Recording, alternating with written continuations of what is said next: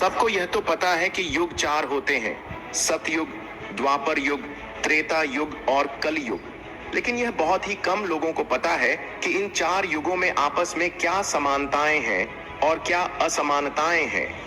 इन सभी लोगों के प्राणियों का रहन सहन, जीवन यापन, मौसम चक्र की स्थिति, लोगों का व्यवहार, उनका चाल चलन, रूप रंग आदि सब कैसे हैं, आज हम आपको इस प्रस्तुति में बताएंगे।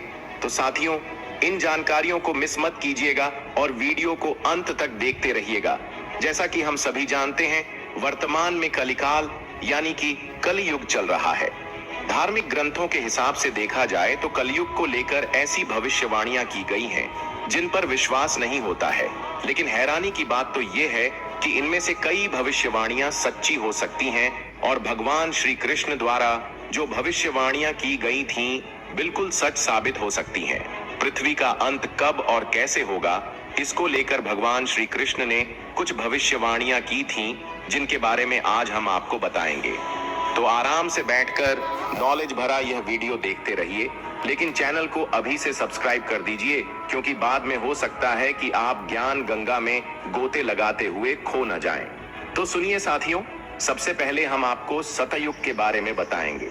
वह युग जब धर्म के 4 पद थे, यानी कि धर्म 100% था और पाप नगण्य यानी कि 0%। इस युग में कोई पाप करता ही नहीं था और इस युग में आश्चर्यजनक रूप से मनुष्य की लंबाई 32 फीट यानी कि 130 हाथ बताई गई है। और इस युग में सत्यवादी राजा हरिश्चंद्र भी हुए थे, जिन्होंने सत्य की रक्षा के लिए खुद के परिवार का और अंत में खुद का भी बलिदान दे दिया था। जबकि त्रेता युग में मनुष्य की लंबाई 21 फुट अर्थात 14 हाथ शास्त्रों में लिखी गई है।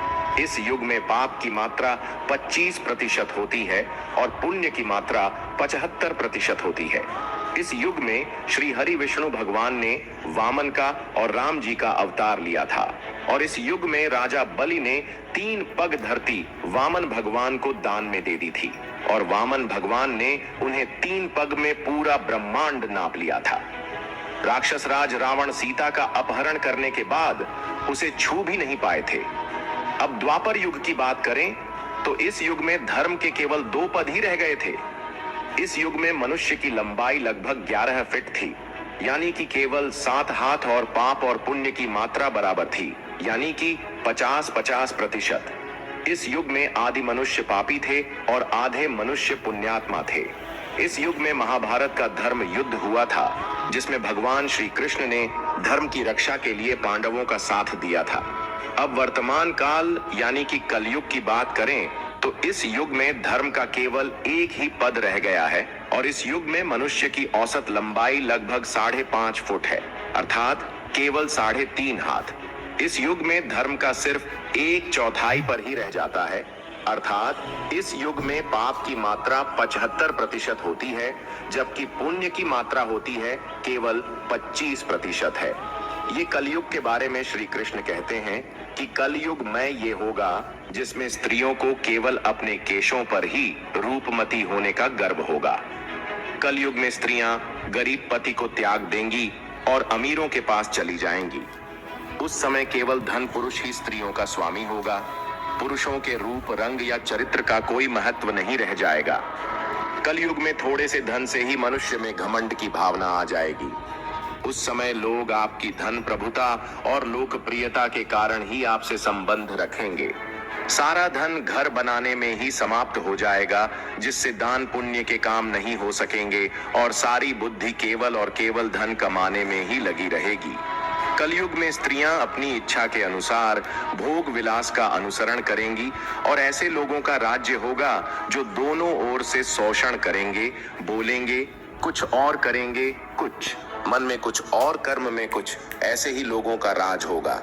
अपनी छोटी बुद्धि को ही शाश्वत समझकर कुछ मूर्ख लोग ईश्वर की ओर धर्म ग्रंथों की प्रामाणिकता मांगने का दुस्साहस करेंगे। उनके पाप जोर मारेंगे और वे वेदों को छोड़कर संस्कार शून्य हो जाएंगे।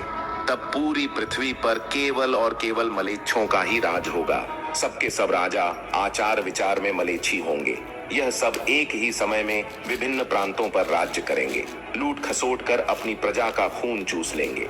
जब ऐसा शासन होगा तो देश की प्रजा में भी ऐसा ही स्वभाव व आचरण हो जाएगा।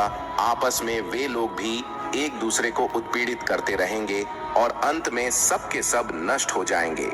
महर्षि व्यास जी के अनुसार कलयुग में किसी के मन में दया भावना, शर्म भावना व शांति की भावना की प्रवृत्ति नहीं होगी।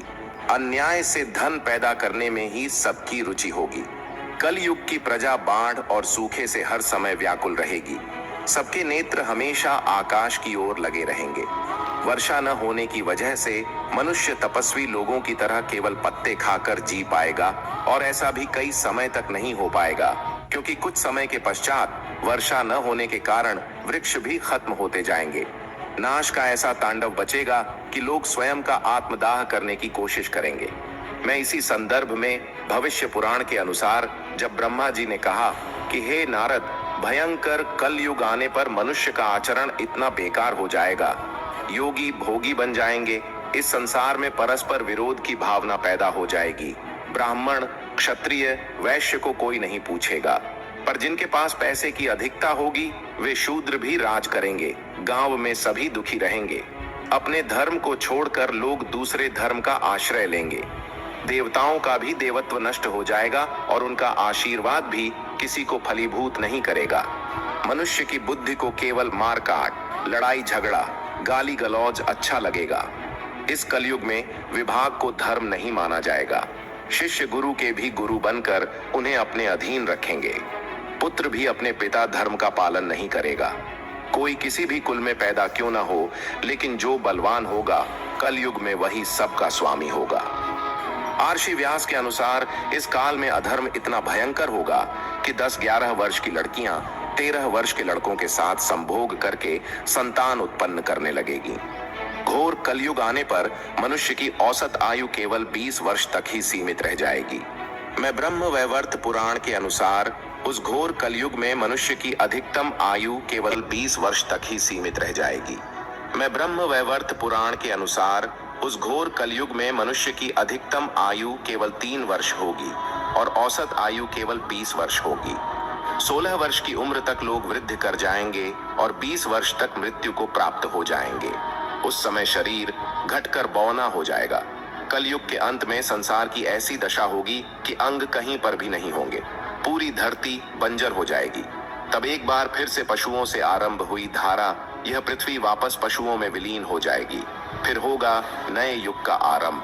साथियों, यदि आपको आज की यह बहुमूल्य जानकारी पसंद आई है तो हमारे चैनल को सब्सक्राइब करें और इस जानकारी को अपने सगे संबंधियों एवं मित्रों के साथ साझा करें।